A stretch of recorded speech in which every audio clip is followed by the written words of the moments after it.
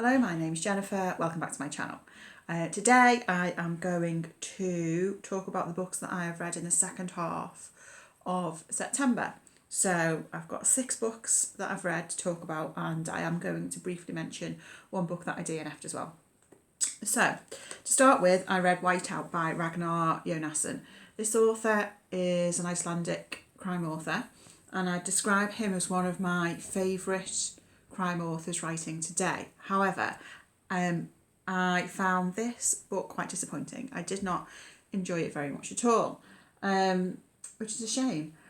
So the premise of the story is that we have a young woman who travels back to the town in Iceland where she used to live, and then she's found at the bottom of a cliff, and we don't know what's happened, if she jumped, was she pushed, etc.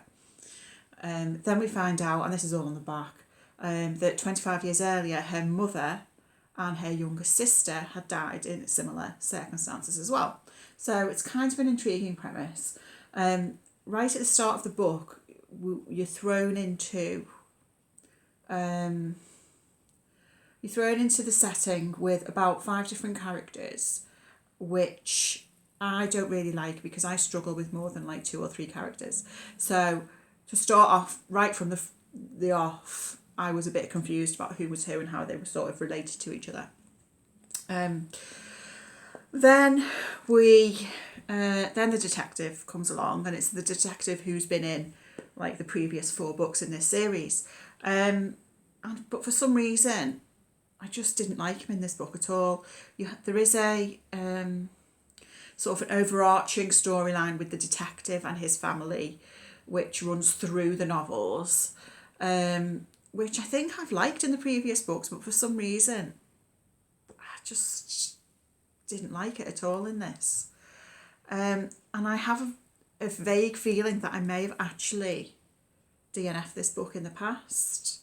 It's only in the last maybe 2 months or so that I have been logging my DNFs. But this, as I was reading it, I think it was quite familiar, and I think I have DNF'd it in the past. I mean, I finished it. It wasn't great. I still recommend this author.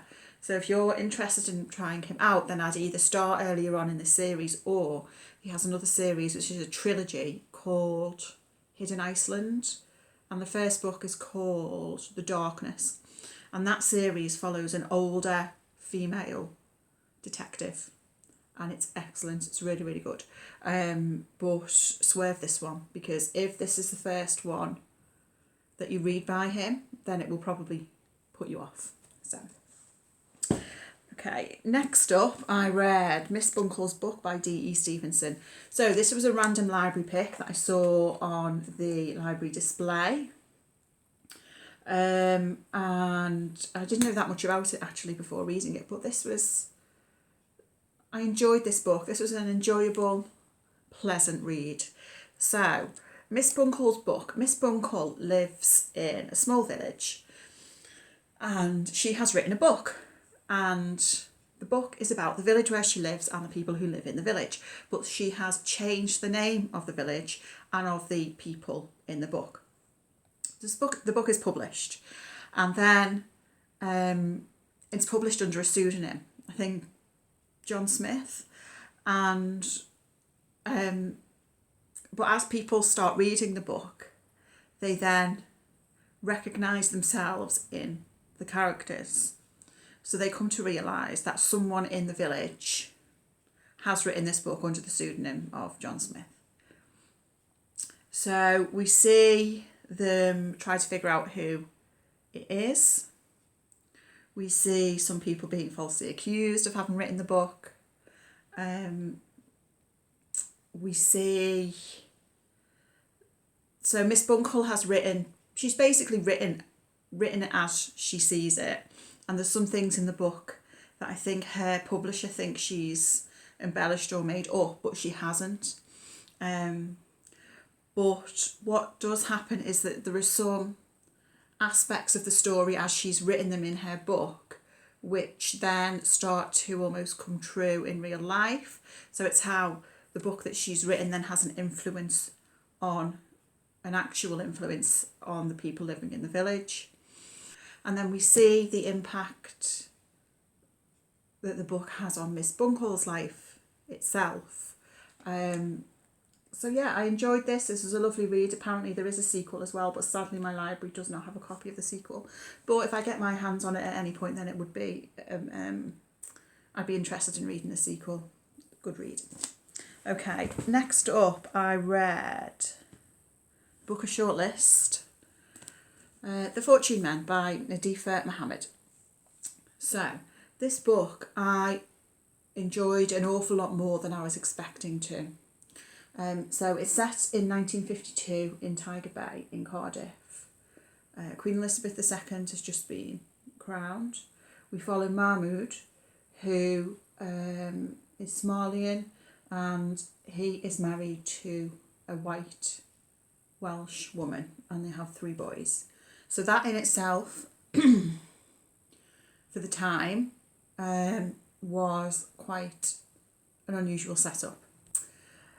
So the plot of this story revolves around a violent murder that occurs near the start of the book, and Mahmoud is accused of the murder.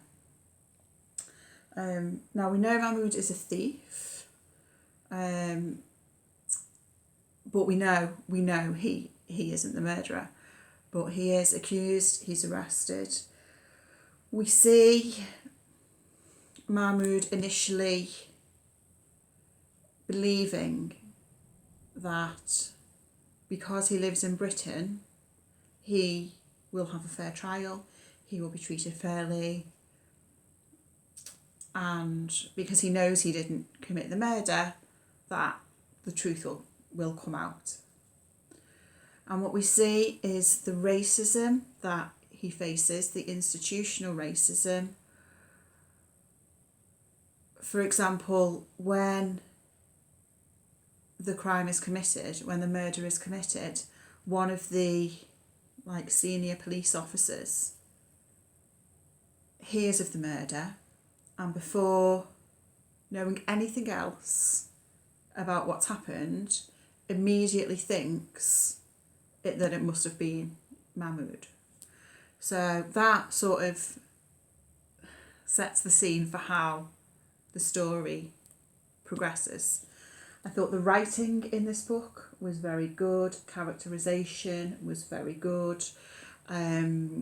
We get, as the story goes on, we get court transcripts, we hear from the witnesses and other people involved. There were some aspects of the story which I didn't know about going into the book, and for me it made it have more impact for that reason, for not knowing about certain aspects of the book. So I'm not going to say what they are. They're not spoilers, but it just had more impact for me going into this without knowing too much about the story. So I enjoyed this a lot, actually, a lot more than I was expecting to. I can see why this has been shortlisted for the Booker Prize, and I think it would probably be a worthy winner, actually.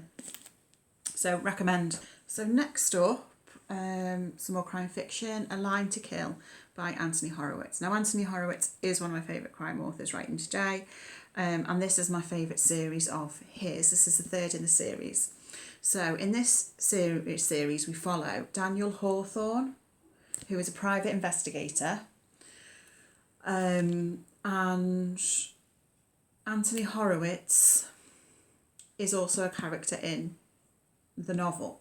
So in the novel, Anthony Horowitz is a writer, and he writes about the exploits and detecting of Daniel Hawthorne. So it's a bit like Holmes and Watson, and they have a Holmes and Watson's sort of relationship. There are some similarities between Daniel Hawthorne and Sherlock Holmes in that he will just meet someone for the first time and be able to tell you basically their whole life history just by looking at them. And Anthony Horowitz in the story plays that sort of Watson character to him. So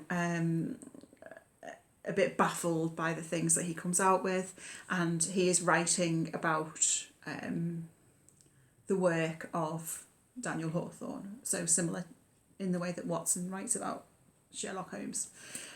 So interesting premise.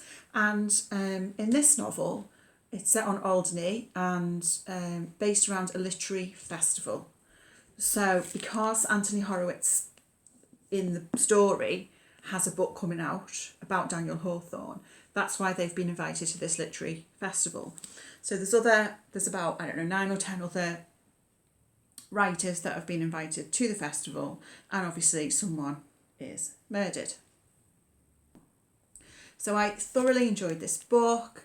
It had an ending which I did not guess. It was satisfying, and it was just an all-round enjoyable read. Okay, next up is a book that I DNF'd. And I don't always talk about books that I DNF because I DNF all the time. But this book is on the Booker shortlist. So I thought I should mention it. And it's a book which I've really only heard positive things about. There's a lot of people who really love this book. But I just struggled to get into it. And it's The Promise by Damon Galgut. How much did I read? Maybe 50 pages. And I think this is definitely a me problem. Clearly this is not a bad book because so many people love it. But I just struggled to get into it. There was a split second where I thought, no, I can't DNF this book because I said I want to read the Booker shortlist. And then I thought, no, I'm not going to renounce my DNF beliefs for BookTube. So sadly, I DNF'd it. Next up, with some more crime fiction, it's 8 Detectives by Alex Pavesi. I believe this is published in America as The Eighth Detective. I don't know why, but anyway. So I've been looking forward to reading this for ages, since it, for a year, but my library's only just got a paperback copy in stock. I really, really enjoyed this book. This is so good. So the premise of this is we have a reclusive author who has written a collection of short stories in the past, and those short stories were written to demonstrate the key rules of crime fiction, if you like. And then this journalist has tracked down this reclusive author, goes to meet him to find out about his life, about why he almost went into hiding. So what we get throughout this book is the short stories that he's written. So every other chapter, if you like, is a short story. And then the next chapter will be the journalist and the author discussing the story. So all the stories within themselves I thought were really, really very good. And then the discussions about them were really interesting. There are nods to a lot of classic crime novels. And it's done really well because, so once you've read the short story and then you hear them discussing it, if you've read that classic crime novel, which it's riffing off, you will recognise it. But it doesn't tell you what it is. So if you haven't read that novel, it doesn't spoil it for you.